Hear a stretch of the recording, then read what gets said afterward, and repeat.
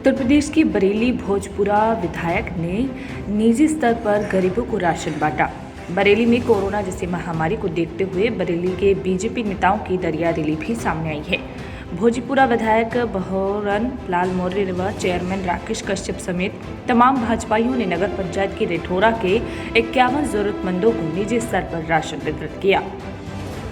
बताते चले कि विधायक का कहना है कि मैंने अपने निजी स्तर पर सभी गरीब परिवार के लोगों को यानी कि 51 लोगों को राशन वितरण किया है।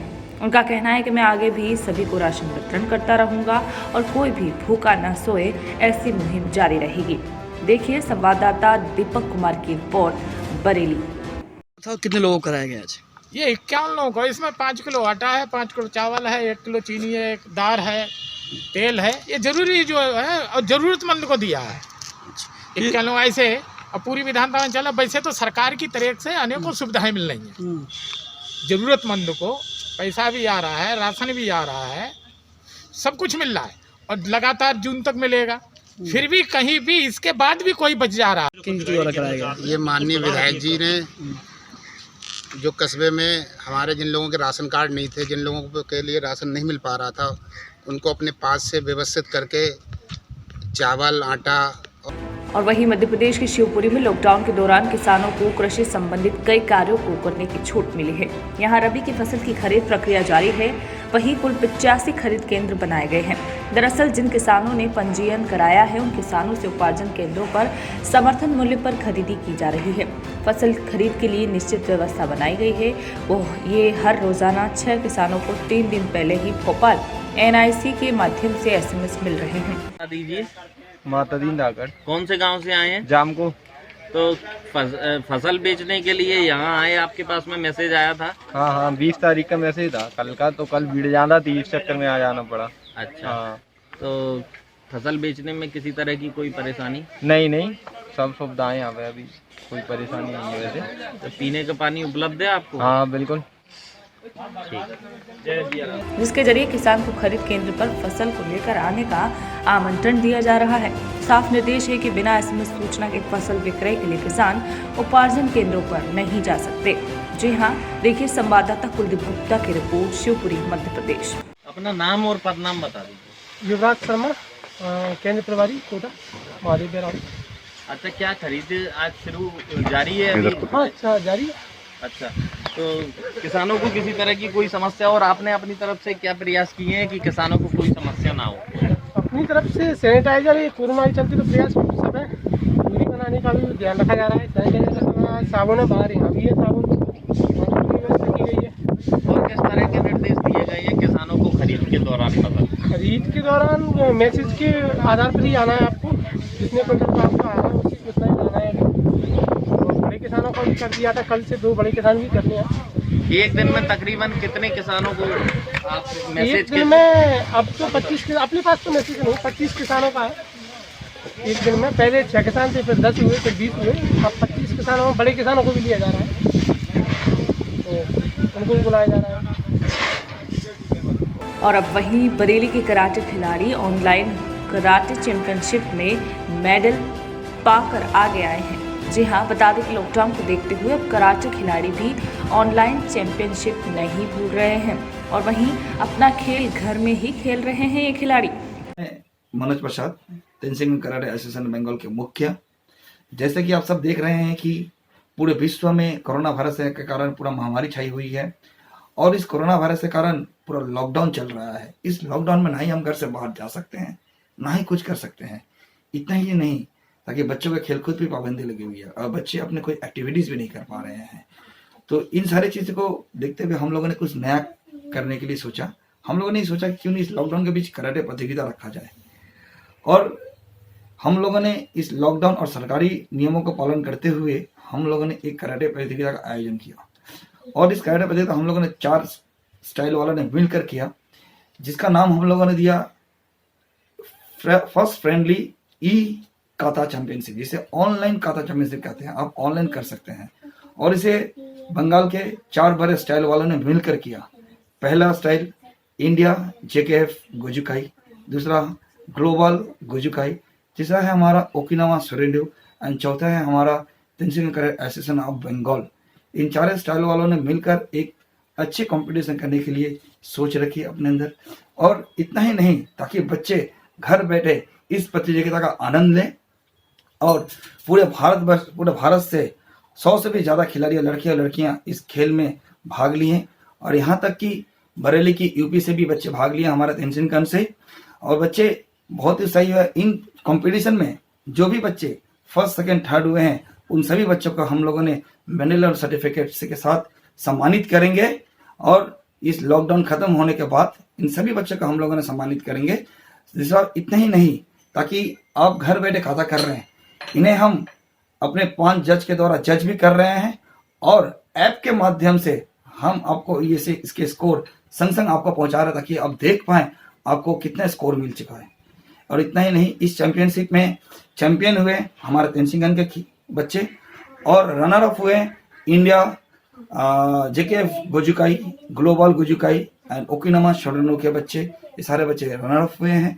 इतना ही नहीं, सारे भारत तो क्या सारे विश्व में कभी नहीं हुई, वो हमारे बंगाल के 4 बड़े स्टाइल वालों ने मिलकर किया।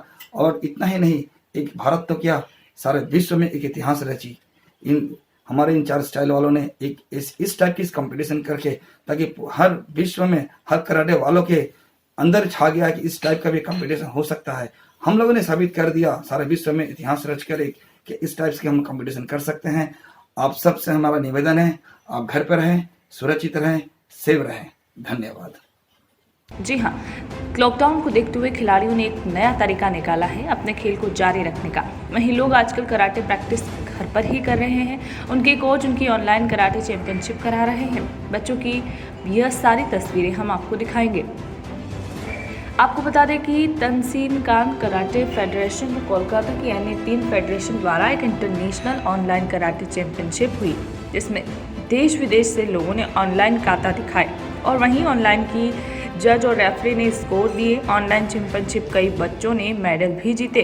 और बताया जा रहा है कि वैसे ये चैंपियनशिप कोलकाता के नेताजी इंडोर स्टेडियम में होता है, मगर पूरे देश में लॉकडाउन को देखते हुए इस चैंपियनशिप को ऑनलाइन ही किया जा रहा है, ताकि इससे बच्चे घर पर ही रह सके और घर पर ही कराटे ट्रेनिंग की जा सके और ट्रेनिंग भी इसी तरह से अच्छी तरीके से जारी हो पाए। देखिए संवाददाता दीपक कुमार की रिपोर्ट, बरेली, उत्तर प्रदेश। हमारा ये कोशिश है ये जो अभी लॉकडाउन चल रहा है चारों तरफ और जो कोरोना वायरस का जो इफेक्ट है, तो हमारा जितने भी स्टूडेंट है सब घर में बंद है और वो मेंटली टूट रहा है घर में बैठे बैठे। तो उन लोगों को साहस बनाए रखने के लिए हम चारों दोस्तों ने मिलकर एक कोशिश किया है। तो उस कोशिश में ये इकाता कंपटीशन हमने किया है और ये 100% सक्सेस भी है।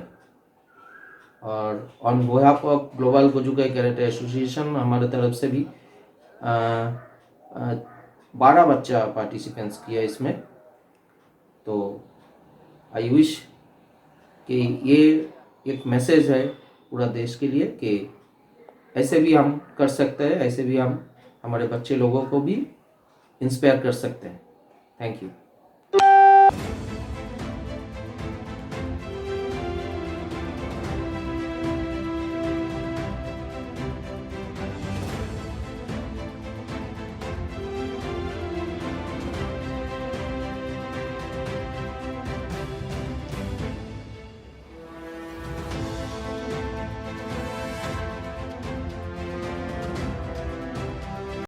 क्या मामला है पूरा? मैं कराटे का स्टूडेंट हूँ और इसी लॉकडाउन लगने के कारण सभी चैंपियनशिप कैंसिल कर दी गई थी और चैंपियनशिप ऑनलाइन खेली गई थी। उसमें मैंने भाग लिया।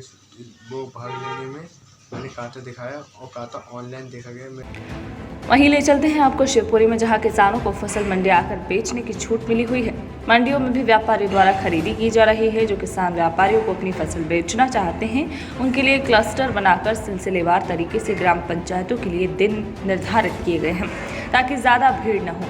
नियम ये भी है कि ट्रैक्टर चालक और एक किसान ही फसल बेचने आएंगे। गर्मी को देखते हुए किसानों के लिए छायादार जगह की व्यवस्था करने और पेयजल उपलब्ध कराने का प्रबंधन कराने के निर्देश दिए गए थे, लेकिन किसान घंटों तक कतारों में लगे रहे और धूप में पानी पीने का तक इंतजाम किसानों के लिए नसीब नहीं हुआ। किसानों की यह भी शिकायत है कि उनकी फसलों को काफ़ी कम दामों में खरीदा जा रहा है।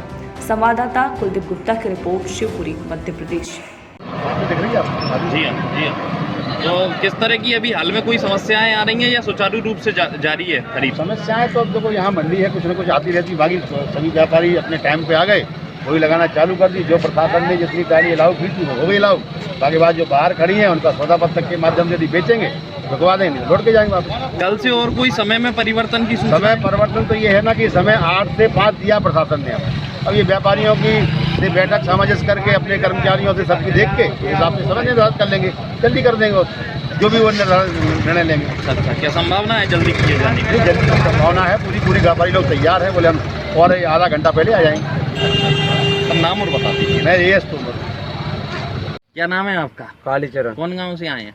खेरोना। तो मंडी में फसल बेचने के लिए आए हैं आप? हाँ, कितनी देर हो गई? हमको हो गए सुबह से 6 बजे के आए हुए। तो फसल बिक गई आपकी? नहीं, अभी ट्रैक्टर बाहर खड़ा हुआ है। 6 बजे से आए लगभग तकरीबन कितने घंटे हुए?